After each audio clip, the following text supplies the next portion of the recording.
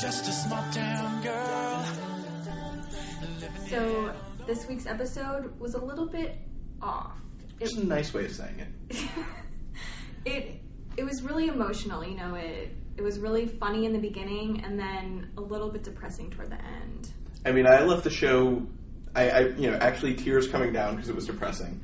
But the whole beginning, like you said, I just cracked up, and I don't know how they fit together.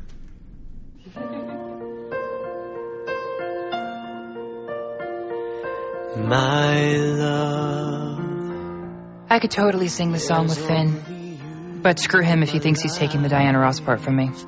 The only thing that's right.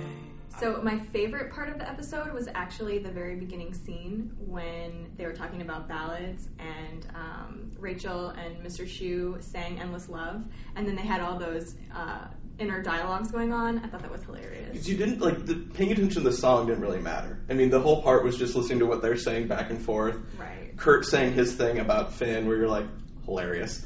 And then they're back and forth. I think you and I both agree that our favorite line was Rachel going, I never noticed his eyes before because he's normally trying to destroy my career. Yeah. And it was just funny seeing that and then seeing how that built throughout the rest of the show. Yeah, and I wish they would have kept that up through the rest of the show. I was really hopeful in the beginning because I thought this episode was going to be hilarious because it was going to be something they would carry through. But they really didn't do it after that, did they? No, the first 30 minutes was, hi, we're going to be funny. Right. And so they had Rachel trying to go after Mr. Schuster and going to his house and giving him a beer and cleaning his bathroom and doing all kinds of wacky stuff like that. And then the story of the girl who ate a pepper and then fried her esophagus. Oh yeah, and okay, was it just me or does that pepper girl look a little bit like Emma? In a very, I forgot to put on makeup for the last decade kind of way. But a little bit. But, I like seeing that, but then, like you said, it began moving on to now we're done with being funny. And we're going to be sad. You're having my baby. Oh, what a lovely way of saying how much you love me.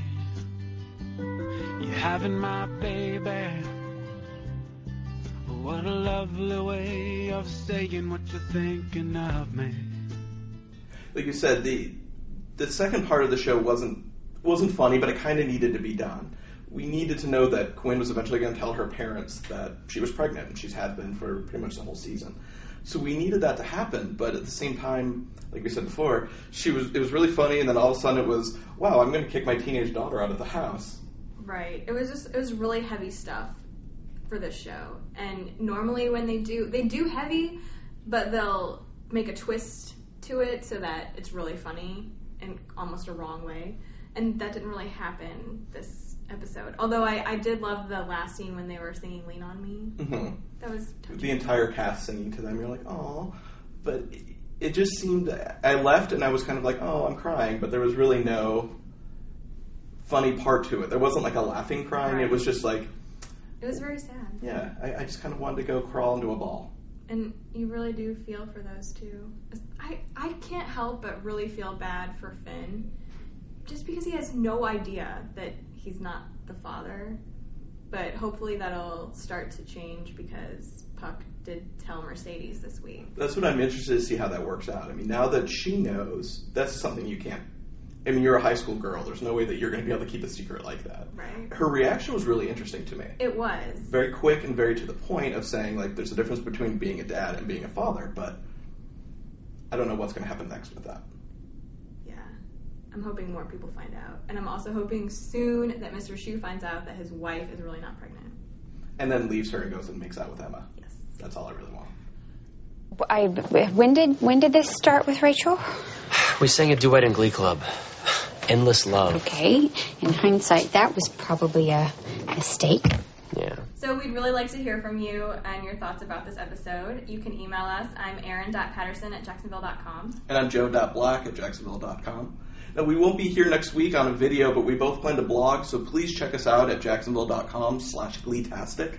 We'd like to hear your feedback on the episode, and we'd like you to take a look at what we've got to say about it as well. And just because we're not going to be here, and because I want to show Erin that I actually love her and love the show, that I'm going to leave you with a ballad of my own. And, just to be inspired by the show. So I'm going to sing Super Trooper by ABBA. So dreams are gonna blind me.